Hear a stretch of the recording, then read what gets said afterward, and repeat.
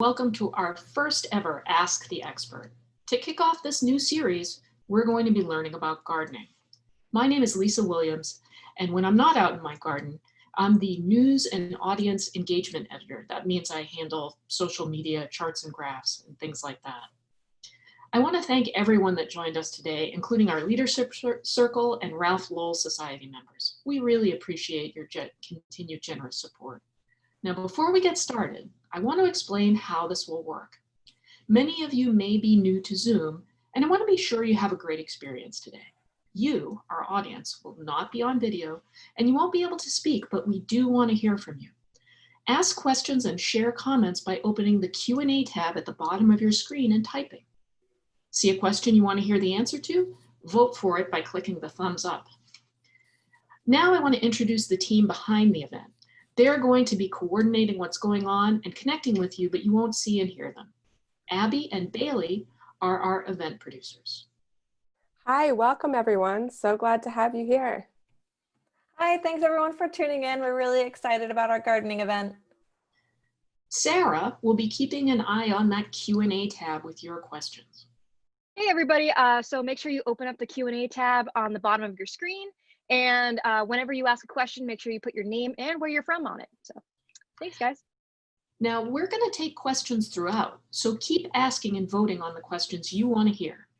And I'll get us started with a few questions of my own, but first, I want to introduce our guest today.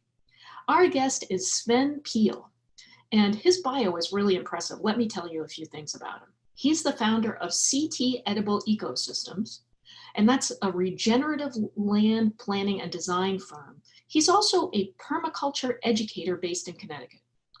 He designs multifunctional edible landscapes and forest gardens for homes, commercial properties, campuses, public spaces. And he's really passionate about regenerative landscape design to create productive agro-ecosystems. His beginnings were with the financial crash of 2008, where he urban homesteaded for 5 years. He's a certified permaculture designer and teacher. He's a member of the USDA's Northeast Mid-Atlantic Agroforestry Steering Committee and a member of the Association for Temperate Agroforestry. He's a master composter and a NOFA accredited organic land care professional. His education ranges from landscape design and horticulture courses to agroforestry through the University of Missouri's Center for Agroforestry. He was also invited to participate in classes at the Yale School of Forestry. He's worked on design projects from New Jersey to New Hampshire. Okay, so Sven, one of the things that really caught my attention about your bio is the word permaculture. I've actually heard multiple interpretations and definitions of that, and it left me not feeling totally clear exactly what it is. Can you tell us what permaculture is? Permaculture is based primarily on indigenous practices in association with modern technology, using the best of both realms and incorporating them to design regenerative landscapes. That's awesome. You know, I love that folks are already asking questions in the Q&A. I'm going to take one right up front. So I'm going to click the answer live here. By the way, spoiler alert, the question is about bunnies.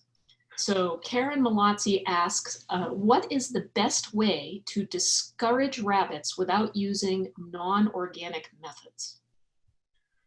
In my opinion, I would plant a trap crop. And I'm basing this experience on fighting with a woodchuck that taught me if I feed it, it won't go into my garden. So a trap crop is a crop that's basically sacrificial. Outside of your gardening realm, but between where the bunny lives and your garden. So they go to that instead of actually into your garden to eat. I definitely have bunnies in my backyard garden, but I kind of like them. So I guess I stumbled on the approach that you have. I feel like I have kind of a social contract with the bunnies, you know? I enclose certain crops and make them a little harder to get at. I notice they really like to eat tomato flowers, which is super annoying. But I enclose those and just plant enough of everything else. I really feel like bunnies are my partners. They're saving me from excess salad. Really, how much lettuce do I really want to eat? So we got another one here. It's a question about potatoes. And Miranda Loud asks, hi, I'm growing potatoes in my garden and in grow bags for the first time. My soil was too dense and clay to make easy furrows. So I'm trying to use hay to cover the potatoes as they grow. Is it okay to cover the lower leaves of the potatoes in order to make the tubers grow under the hay? Generally, as one would do in furrows, potatoes are planted deep within a furrow, and then as leaves emerge, soil is pushed over those, and then the leaves emerge even further. So in a grow bag or a container, it's suggested actually that you plant the potatoes shallow and then add soil rather than hay. You could add hay to keep weeds down and moisture in, but I would be adding soil. Yeah, I've seen pictures of them being mounded up. I actually tried to grow potatoes for the first time last year, and I did not read the instructions. I planted them in a very shallow bed, and so I got tiny little potatoes. They tasted great, but it wasn't until this year that I learned how you have to plant them, that you need a lot of space underneath, that you want to keep adding soil on the top as you go. So I planted them in a different container and all that kind of stuff, and I'm looking forward to my harvest this year. Our next question, I think, really gets to some of your expertise, Sven, and it's from Janice Stillman, and she says, what's the difference between regenerative and resilient gardening? I would say there isn't that much. I think that the two are synonymous in the sense that there's a lot of proactive thought in both, whereas other realms is basically kind of a cookie cutter approach. So I would say the two are synonymous. Yeah, you know, when I was reading about you, Sven, I had a couple of questions that I think are related to this question. One was about the dry conditions that we're having this year, but another is about putting our gardening in context. You know, when I think about resilient gardening or regenerative gardening and permaculture, one of the things I wonder is, how do you participate in those things if you don't have a yard? You know, do you do it in containers? Are there organizations you can get involved in? Like, what should people do if they have limited space, but they still want to participate? I'm a huge fan of community gardening or community farming, where you find an empty space and work with your neighbors and also provide to those in need, the access to those in need, which is different than what they call in Europe an allotment garden, where an entity allots a portion of land to an individual. Here we call them community gardens. They got that 4x8 plot. It's still allotted to one, but my brain stopped working for a second there. But I would say there are many ways to grow, from using containers on a balcony to, I mean, I grew in containers directly next to my house to take advantage of the side of the house that had the sun facing on it, and use that microclimate to boost my productivity. My opinion is just grow. Yeah. And be careful where you're growing too, because of soil contamination and so on, but basically just do it. That's where the errors are made and the learning comes from. Absolutely. You know, I actually started growing in containers because, like a lot of people near where I live in Massachusetts, the place where I was living at the time was former industrial property. I have no idea what's under the dirt in there, and I wasn't sure I wanted to find out. You know, so I started in containers because it allowed me to control my soil, because I knew I was going to eat whatever came out. You know, so I really think container gardening is just such a great way to get started, and that's the only way I gardened for years and years. So, go ahead, please. If I may interject, so it's primarily your leafy greens that mine contaminants from the soil. Your fruiting plants, whether they be perennial or annual, such as tomatoes, generally don't, because what we're eating is the offspring, and we're not eating the foliage. So just like in mammals, they tend to hold the contaminants in the body of the plant rather than in its fruit and passing it on to its offspring. Right. And also there are ways for you to test your soil, right? Absolutely, absolutely. Yeah, I think UMass has a lab. Some labs are closed because of the current situation, but I think there are some still open as well. Our next question is from Jim Ellis, and he asked, and I've had this question too, how do we keep broccoli from going to seed so quickly? I'm having issues with that as well this year, or a lot of my brassicas are immediately bolting. I would say, and I'm trying to figure out what the reason is. So first off, is it this year's seed? I mean, was it collected by the entity the seed was purchased from last year for planting this year? I know my brassica seed is a couple years old, and it just immediately went to flower. Also, to keeping our weather, our climate right now in its adjustment in not a positive manner. We went from a cool spring to immediately a hot spring, and then now since it's the 26th, it's summer. That plays a role as well. So I'm actually looking to see personally, like, how many more people are actually having this issue, and but I don't know, other than a shade cloth or something of that nature, how we're going to solve that. But I am hearing the same thing from other people. I have been seeing that in my own garden. Like, I have bigger peas this year than I ever had because I planted them in February and it was so cold and wet for so long that they just didn't flower. My pea bush is literally as tall as I am. And then suddenly super hot, so they all popped at once. So I'm harvesting them now. But my spinach, didn't get any spinach this year, bolted immediately, with super tiny little leaves. So I think a lot of folks are having that. And I've actually started thinking about, like, how can I get shade in certain parts of my garden where it isn't today to, you know, adjust things for plants and change, sort of like make a shade area where I can, you know, move a cloth on and off. Okay, next one, and this is about watering, which is a big deal because we're kind of in a drought right now. And this question is from Joanne D. What's the best way to water herbs and vegetables in my garden? How often? And that's Joanne from Boston. Well, I would say what's as important is the organic matter in your soil. So the more organic matter you have in your soil, the more your soil is able to hold water, as well as not having exposed soil. So whether you're laying down shredded straw or leaves or something like that to protect the soil from being baked by the sun, and then also having that healthy soil underneath that matter. So that's a really important aspect. The other side is, and it's mostly tied to fungus issues and so on later in the season, not to wet your plants, but to actually water the soil. Right. Because we're basically just providing a habitat for fungus. Right. I have finally learned to water the soil and not the plant. You know, don't necessarily give the plant a shower. It kind of depends on the plant.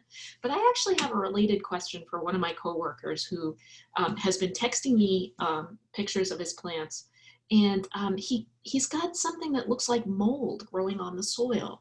What should he do? I told him to put it in a sunnier spot because it seemed like it must be too wet or something like that, but I wasn't sure I gave him the right advice. It really depends on what. So we ended up with some of these funguses that came up from the south. They're the ones that are hitting basil, they're hitting tomatoes, they're hitting your cucurbits, your melons and squash and so on. Those are difficult to manage because they're already in our soil. So once they're here, they're here. The other side is paying attention to mycelium in our soil. Like when you're turning your soil and you see this like white, yeah, you want that. That is actually a highway or a conduit for the plants to share nutrients with each other. And the fungus itself breaks down matter in the soil that bacteria and so on cannot. So if you end up with a lot of organic matter in your soil that isn't fully composted, you'll end up with that white mycelial network, and we want that in our soil. Oh, okay. So like his plants actually looked fine. So maybe it's not, I should tell him, don't worry about it. I would say don't worry about it until you see something like on your leaves. That's an issue. The other side of that is, let's say on tomatoes, you want to prune off about the bottom 18 inches of leaves because as water hits that soil through rain or watering too high, that fungus can splash onto the leaves, and then that will spread across the plant. Right. Okay. Okay. So it's like, it is kind of related to water, or how you water in a way. Like you have to be careful how you water if you see that down there. I'll let them know that.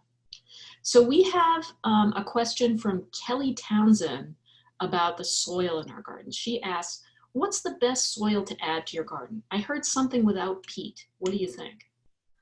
Peat is basically mined from northern Canada in these large peat bogs, or it's kind of like basically swampland. And in that process, it's releasing a lot of methane and other greenhouse gases. So peat is not the best material to purchase. I do my best to stay away from it. Coconut coir is decent, but putting down organic matter on top of the soil and having the life in the soil, the main thing there is promoting living organisms in the soil through compost tea or worm tea or whatever. That organic matter then gets pulled down into the soil and builds soil health. That is the best way to, I mean, if we look at the woods, again, we're looking at mimicking nature a lot with permaculture, and mostly with permaculture. In the woods, we have this biodiverse fauna, and it drops its leaves depending on where you're living and the type of plant, and then that gets incorporated into the soil automatically. So if we look at nature, we can mimic nature in that process. That's awesome. That actually sounds really good. So I've used peat in the past, but I think I'm going to change my practices now. So I have a question from Kat from Brookline, and she says, how can I start veggies like celery, potatoes, and fennel from scraps? I'm not going to stores, and I found it very difficult to buy seeds online, so I'm trying to grow it from produce that I buy.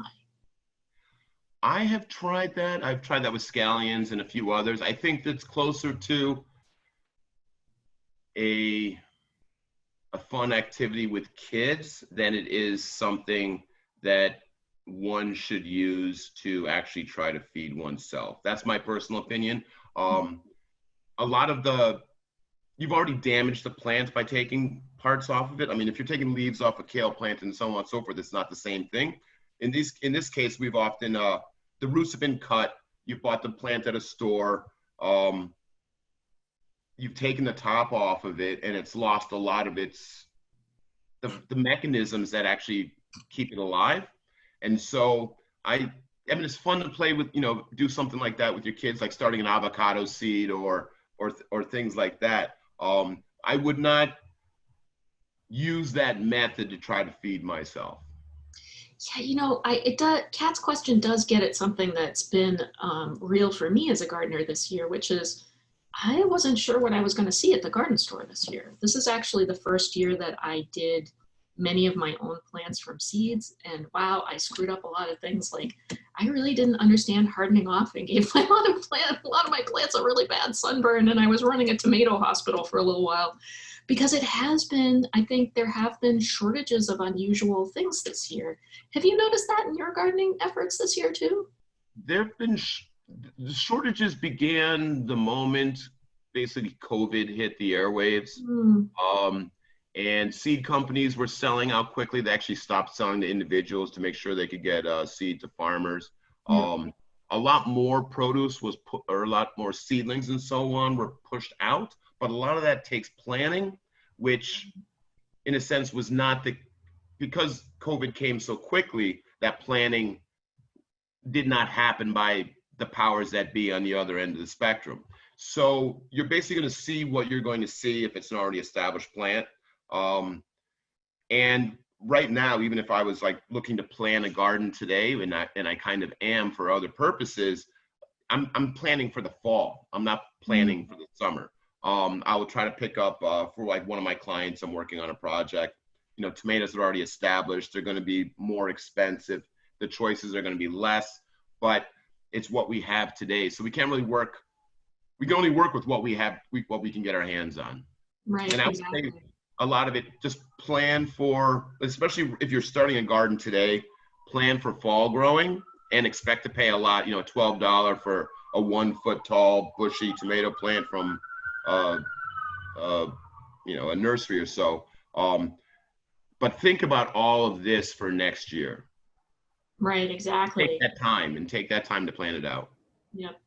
So I have a question from Susan Foley about a curious thing she's noticing at it sounds like the border of her property. And she says, we have a rose garden with bushy small blossoms, which was overrun by ivy and a grapevine that came across the street from the woods. We cut it back drastically, and I want to fill in a large space between the leftover rose bushes. How should I prepare the soil, and is it too late to plant a rose bush? What's the best one to create a privacy screen? Ooh. I mostly work with edible perennials and roses outside of Rosa rugosa, which provide the large rose hips. Those are primarily the roses I work with.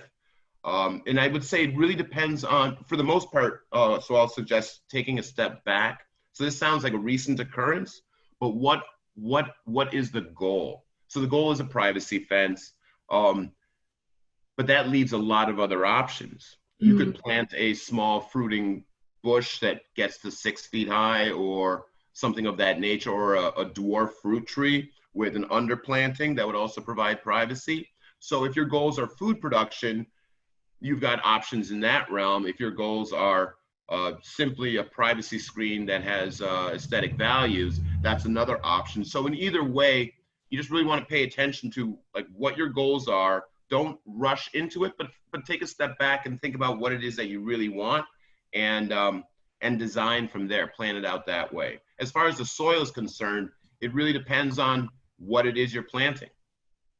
Yeah. I love dwarf fruit trees, and I used to have them at a different place where I lived before I moved where I am now. What's the best time of year to plant them? Is it spring? Is it fall? Basically, as soon as the ground thaws in the spring, they can be planted all the way up until a month before the ground freezes. Really, the whole time? That's amazing. Yeah. Okay. So we have Jen from Hopkinton, and she's having a problem with her zucchini. So she says, my zucchini keep putting out small fruits that turn yellow and drop off at about 2 inches long. What should I do? The issues I've had with zucchini are primarily the squash vine borer. I did have a cucumber this year that I planted, and it's in the same family. And I thought it was gonna be my first cucumber. It was maybe only 6 inches long, and it just basically turned yellow. So the turning yellow aspect on zucchini or cucumbers is actually it ripening. So when we're eating them, we're eating unripe plants. So that is basically tied to that particular plant ripening quickly. Now I'm getting more cucumbers, which I'm using that as an example in my own thought process.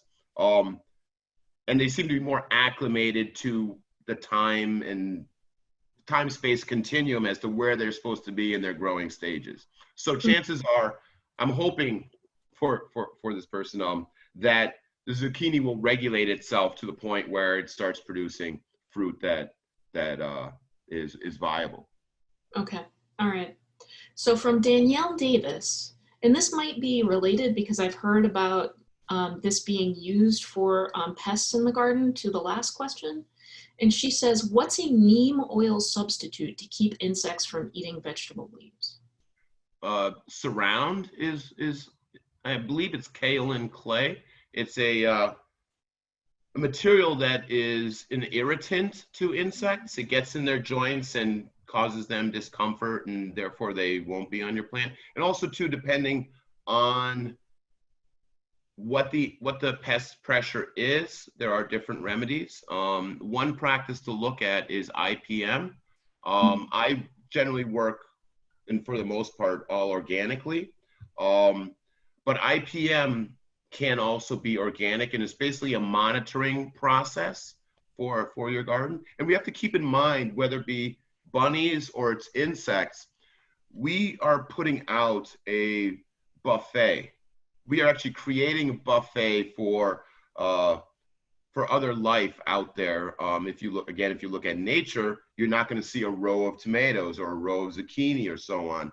And when we start planting in this fashion, we should expect issues, but we also should own them because we're the ones that have created these conditions. So anything from companion planting, marigolds are sometimes used to deter pests, and there are other plants like that.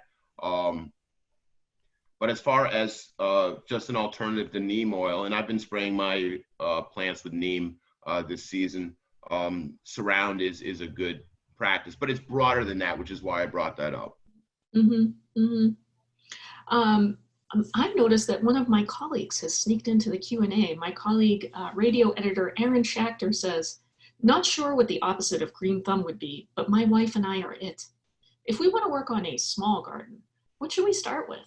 We have both full sun and mixed areas where we might plant, either above or in ground. Expect to make a lot of mistakes and go into it with a smile, and you will learn from them. There's a lot of good information out online, and there's a lot of garbage as well. So, I mean, a good gardening book, I think, is like Square Foot Gardening is a great, I highly recommend it, Square Foot Gardening, to people that are starting off, because it gives you the spacing of plants, the layout of plants, and once one has got that down, then start incorporating other practices, companion planting and successional planting, which I believe is covered a little bit in Square Foot Gardening. But I think it's a great way because it's a very organized method for the beginner, and to basically turn gardening into muscle memory. Yeah, I think I've made so many mistakes gardening, and my garden just really takes care of me. You know what I mean? Like, my garden has survived a lot of my mistakes. And we have a question here about mulching. And this is Jan Lindis from Keene, New Hampshire. And she says, can you talk about the benefits of mulching a vegetable garden? What can be used for mulch? Also, can you talk about crop rotation for a small home garden? How do you do that in a small bed without cross-contaminating the beds? So we've got two questions here. One's about, like, what do we mulch with and why do we mulch? And the other one's about, should you try to do crop rotation when you have small space? Yes to both. And we'll start with mulching. So straw, yes, straw, not hay. Hay brings in weed seeds. So you can mulch with straw. If one wants, they can take the straw, put it in a metal trash can, take a weed whacker and chop it up, or you can buy chopped straw. I've seen in a growing season that straw has basically been incorporated into the soil within like 3 months. So that means my soil life was bringing that organic matter down. But in the interim, it was keeping weeds down and keeping moisture in the soil. So straw is good. Wood chips is good. Most of these materials, you want to make sure that you are not turning them into the soil.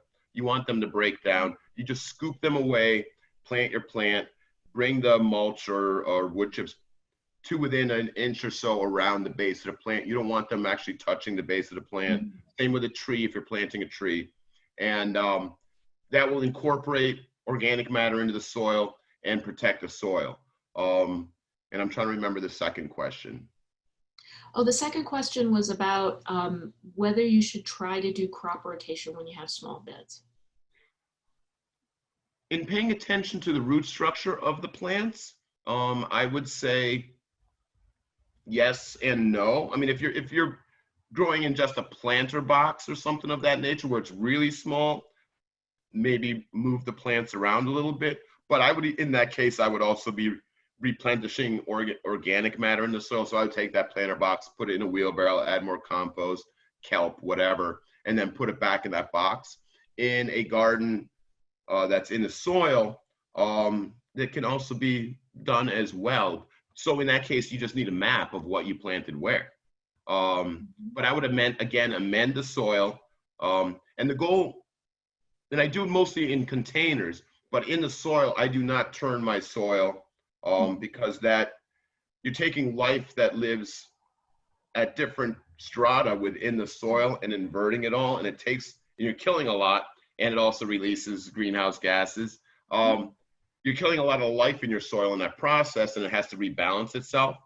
So that takes time. So maybe even if that is needed to be done, that it's done in the fall, given time frame for things to reorganize themselves. But we're doing a lot of damage in that process. That's interesting. Like, I didn't know not to turn the soil. One of the things that I have been doing at the end of the season is I have 4 big beds, and I do think, like, maybe don't plant the exact same thing in the bed next year. You know, sometimes I have nitrogen fixing plants. Like I have a huge bed of just like my giant peas, right? And I think, wow, that's going to be a good bed next year. But I think this time maybe just add stuff to the top at the end of the year. Is that what we should be thinking about? You can do that. The other thing you can do is so one of the things you can do is just like cut the plants off at the base and leave that root structure. You will find with your biennial perennials that they may come back. I'm sorry, your biennial brassicas, they may come back the next year, but your peas and other plants like that won't. And actually you can take that organic matter, as long as it's not diseased, and just put it on your bed, especially in the fall, because by the time it comes spring, that will have begun to decay and it becomes food for that setting. So if you had peas there, and your next crop is one that's really hungry for nitrogen, corn or so on, you could just plant into that stubble and that debris that you've taken down last fall. All right. The next question sounds like kind of a touchy question. And this is from Peggy Gardner. And she says, I just discovered that I have bumblebees in one of my compost piles. Is it safe to leave them alone, or should I have them removed? That's, something has moved in. What should she do? Bumblebees, I'm allergic to bees. I carry an EpiPen, but bumblebees, and most of the wild bees, but bumblebees are, I mean, I love them. They're cute, bumbly insects that I would say try to work around them as much as possible. I also believe that they're solitary bees, so they don't actually have a colony. So it really depends, like how much do you need to get in that compost pile, and so on. So I think it's up to the individual in that case. I mean, I personally wouldn't. It really depends. Like I would probably go into that compost pile and try to work around it, because it's one bee in one hole. And yeah, that's my answer. I mean, now there's some other ground nesting bees and wasps that are pretty vicious, in my opinion. And I came across that the other year, setting up some beds at the place I'm at, and I just built the bed around it and actually put up something so I wouldn't accidentally back into it or whatever, because I probably wouldn't have made it back to the house. Yeah, absolutely. Okay, so we're just about halfway through our program, and I'm going to call on my colleague, Alicia Orsini, who has a short message for us. Alicia, are you there?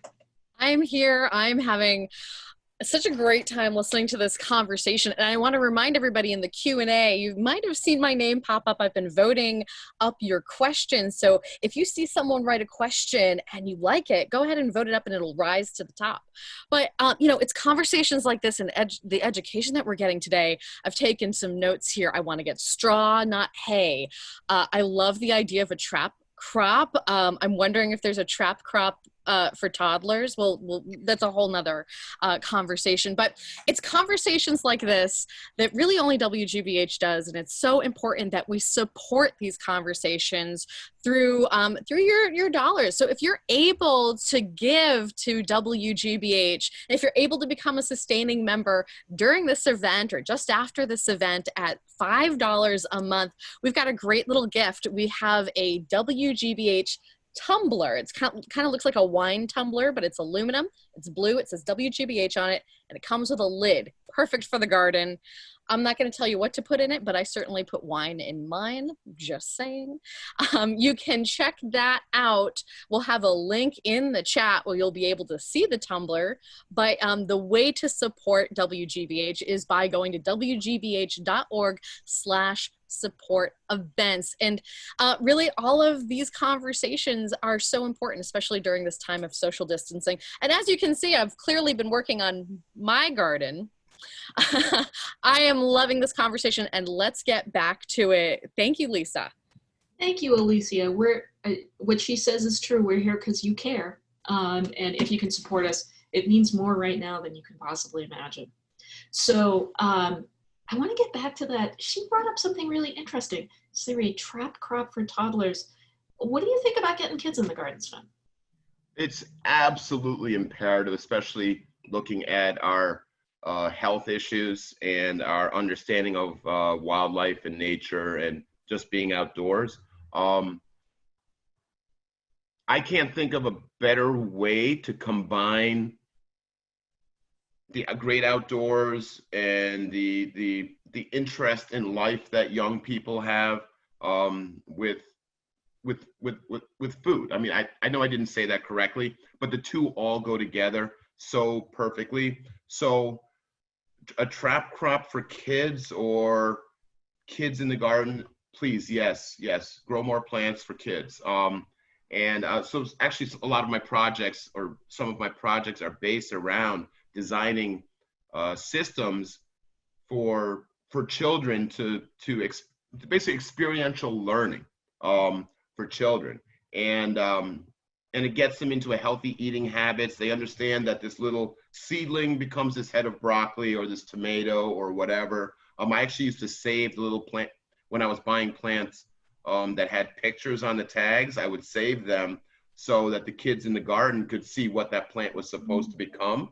And then also too, it's not only that they eat it in the garden, but they pick it and they're with you while it's being picked, and it comes inside and it's processed, cooked, and put on a plate in one manner or another, and they eat that.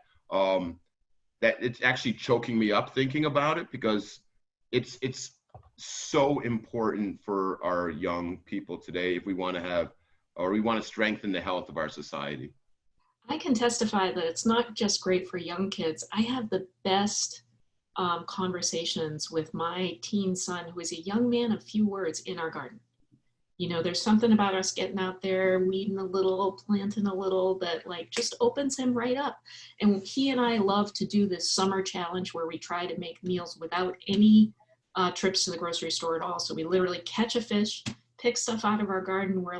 We just feel like we got this for free. And at some point we spent money on it, but we didn't go to the grocery store and pull out that debit card. We did it together, and it was great. So let's get back to questions. Deanna says, and this is a highly voted question, so I think a lot of you are interested. What edibles do well in partial to mostly shade in the summer? I have kale and lettuces, but are there other strong options I can use on my property? So your brassicas do pretty well. Your leafy greens do okay in part sun, part shade. Lettuce can get pretty stretchy. I've had mine reach for the sun, but most of the greens will do well in part sun to part shade. Okay, all right. Next one. This one's about raised beds. And Robert says, how effective are raised beds? I worry about using wood though, but it looks better than concrete blocks. So, you know, should we move, are beds a good option for us? And if so, what should we be building them on? I think the question there is why a raised bed versus not. So oftentimes raised beds are used because of soil issues, whether it's contaminants or you've got heavy clay soil and water isn't draining and things of that nature. They're also good because you can custom blend the soil that goes into it. They also have their drawbacks where they drain more quickly. So that means you have to water them more often. As far as the wood around them, it can get expensive if you're building out of cedar. You can build out of I would not, even though pressure treated lumber is better today, it doesn't have arsenic in it as it once did. It's still iffy. I don't grow in in pressure treated lumber. I have used a Benjamin Moore product that's silicone based and put that onto white pine and grown in that. And the person that brought that to me, that product to me, was actually an environmental person who I was designing their beds for. They chose that particular product based upon what was in the MSDS, the chemical breakdown of that material. I've seen it's mostly like Europe and Australia. They're using corrugated steel to build raised beds. So really, I mean, I think what we're looking at is the reason, first off, is the reason why a raised bed versus growing in the soil, and then understanding the materials you're working with. So it should be a linear thought process that involves lots of questions. So we've got one about what we're feeding our plants from Carol Young, and she says, the new rage is feeding vegetable plants, especially tomatoes, with Epsom salts. Pros, cons? I've never heard of this, but this is new to me. I've used Epsom salt in the past, and from what I'm seeing, there's varied reaction to that. And I can't remember what exactly the nutrient aspect of Epsom salts has at the moment, so I can't really speak to that. I would say your best bet for feeding plants is literally organic matter, and or, well, I'm just processing. So depending on what the issue is, it depends on how I address it. So, but the commonality is organic matter and or compost tea or worm tea, which is pretty much an immediate food. It doesn't have to be broken down by organisms for the plant to take it up. That also can be mixed into, and I'm segueing here for a moment, into milk. I've used milk on fungal issues, where it's basically a mix of 1 part compost tea, 1 part milk, and 8 parts water, and put that into a pump sprayer and take care of blight on tomatoes, on basil, and on brassica. No, I'm sorry, on cucurbits, your squashes and cucumbers and so on. So you're basically foliar feeding, you're giving the plant a vitamin that it immediately absorbs, as well as whatever drips on the soil is getting to the roots, and then the milk helps with the fungal issues. So it really depends on what it is you're trying to do. Whether it's about disease or just about getting the plant to grow better. Right. You know, but what the question is. And the commonality is providing the right food for the plant, and I'm normally doing that through compost tea and or worm tea. There are, and organic fertilizers and so on. I have used Epsom salt in the past, but I would really have to look that up before I would answer that question directly. Okay. So Mary asks, since we brought up fall planning for fall already, when's a good time to plant greens for a fall harvest? So Johnny's online has a great calendar, and I would follow that. I think Fruition Seeds is putting out some information on that as well. But I literally have taken Johnny's planting calendar and turned it into a spreadsheet and adding my own information, the specifics of this type of pepper or this type of kale or this type of this or that, and then taking that information off the basically the seed packet, but it's online, and entering that into the spreadsheet. So that tells me when I would plant. And then I'm also paying attention to, what is it called now? If you pay attention to what is flowering and what is doing what in nature, let's say, and I'm just using this as an example, this isn't a fact, when the leaves start turning brown on your maple trees, then you plant this. So we're looking at how where the natural system is in its yearly cycle, and planting to that, because that's normally a good indicator of what you're supposed to do. So we've got one that's a set date on a website, which does not take into account, like we had our spring that was cool and wet, things of that nature. So if we're paying attention to both of these, that's generally the best bet. So we can learn, go for resources, but just also take cues from nature that's actually literally around our garden. What a great way to go. We got a new one here, and I've wondered this too.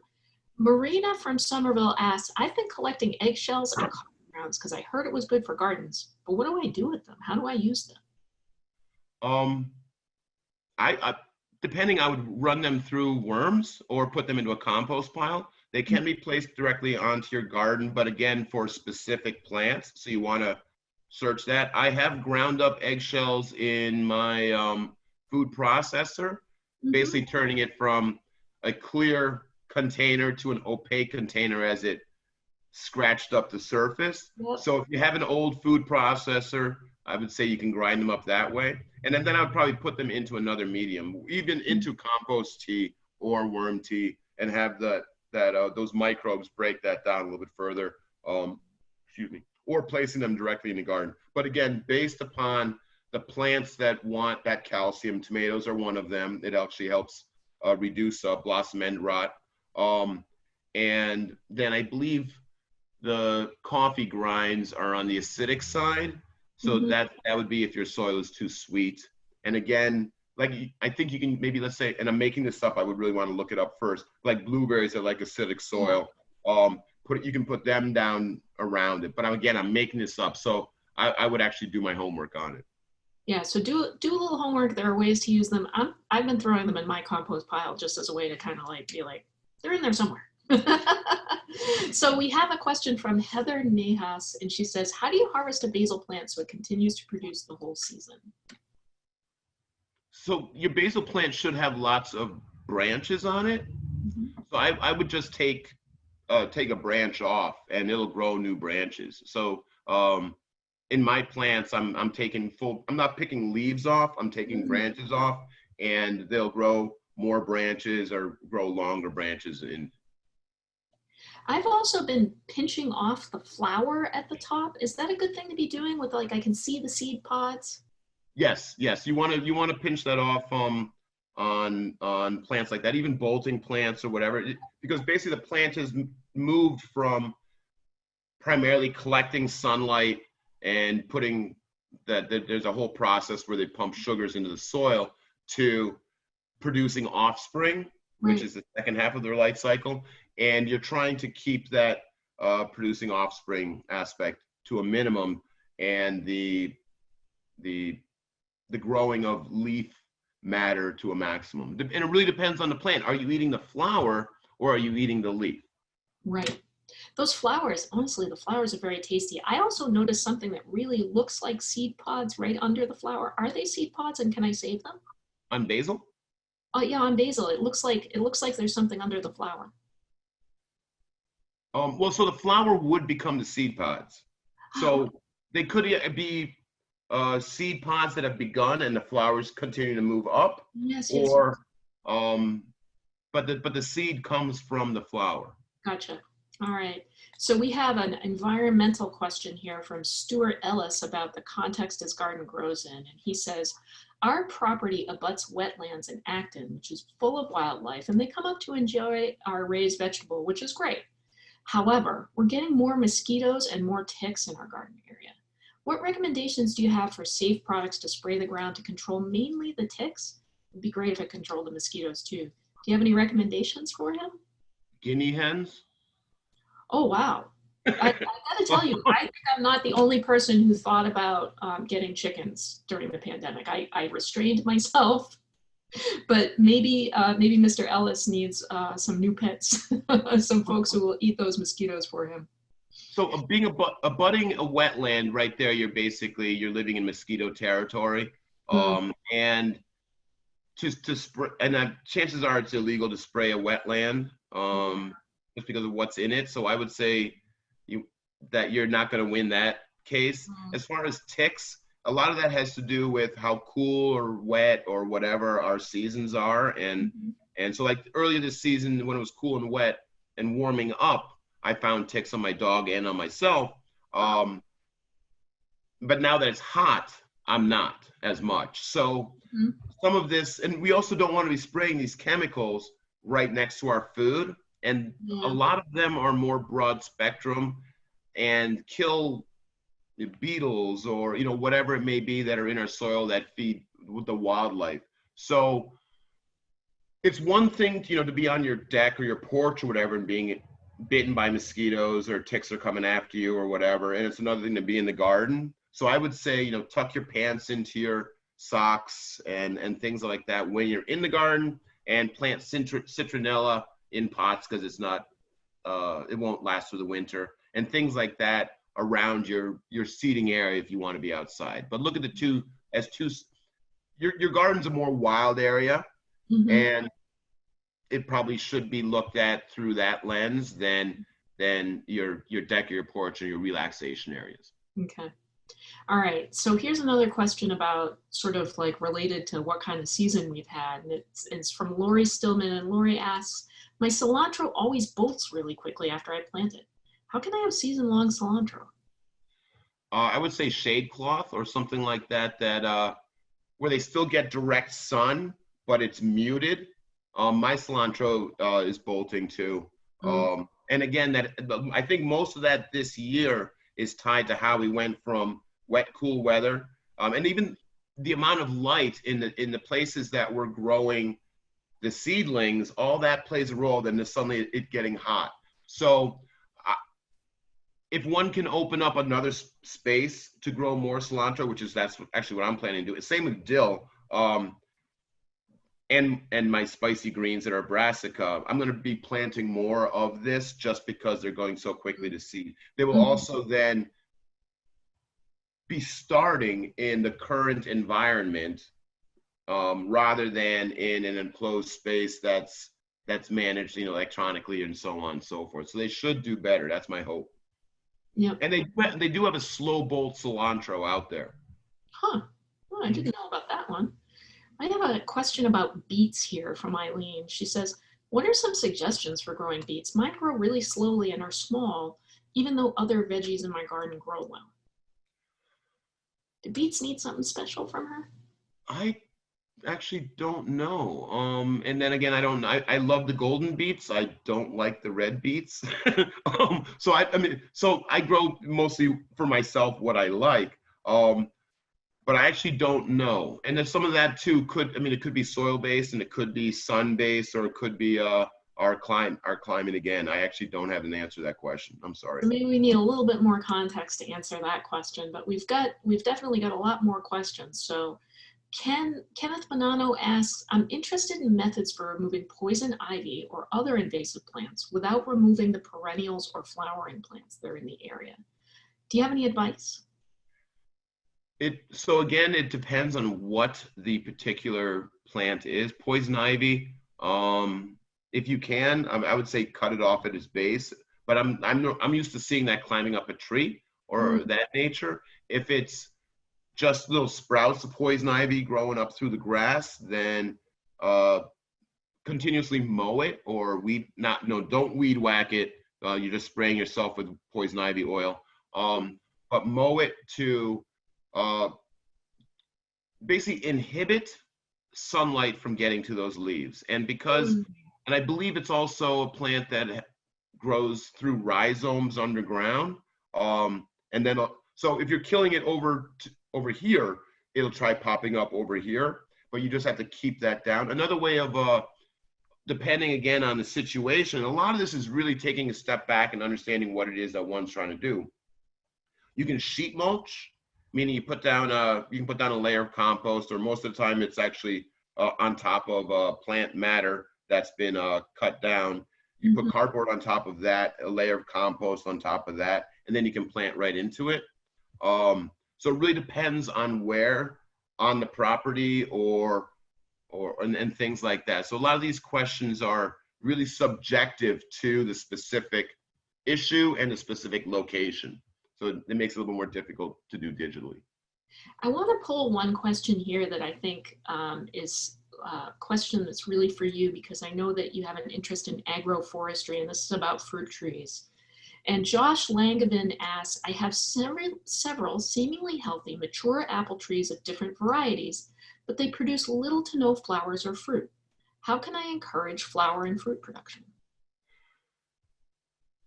I have seen, it depends on the age of the tree, but there are ways to prune a tree to encourage fruit production. And so most of the time, like we're looking at orchards and so on, those are managed systems. They're not fruit trees that are allowed to just go and do their own thing. Because then, I mean, they've got a mind of their own. It's inherent in them. But we're trying to get a product from them. Yeah. So paying attention to their inherent abilities, we can manage them in a way to be more productive. So I would, and I've seen, and the only way I can answer this question is a friend of mine is managing an orchard that has been neglected for probably 100 years or so up here in Connecticut. And what she did was hard prune that tree back.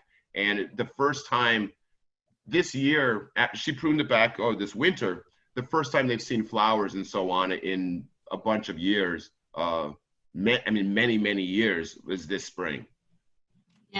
Yeah, interesting. Okay, it is time for our last question. This one is for you, Sven. We still have folks who answered questions, and I'm sure there's a lot of people who want to be in touch with you and follow your work. So how can our audience find out what you're doing? One way is to follow CT Edible Ecosystems on Facebook, which is a more dynamic interaction in a sense, or to directly reach me, you can find me at ctedibleecosystems.com. Thank you so much for spending some time today with us. I loved being able to have a whole hour to talk about garden stuff. Normally, I just bore my friends and family who don't care that much. I learned so much from you, Sven. I'll be following that on Facebook. And I'm also going to bring in my colleague, Alicia. Alicia, are you there? Oh, you have a new a background for bunny.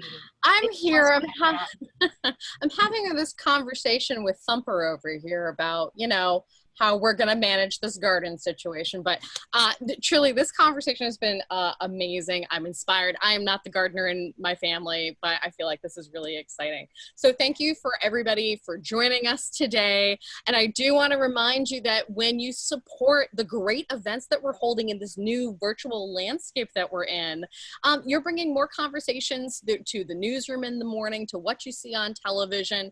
We really need your support. So you can do that and show your support for these great conversations by going to wgbh.org/support events. And right now, if you become a sustaining member at $5 a month, that's $60 for the year, we will thank you with a WGBH tumbler. So you can check that out again at wgbh.org/support events. We can only have these great conversations and this really enjoyable time because of your support. So again, thank you, Lisa. I've got tons of work to do in the garden. I don't know about you. I do too.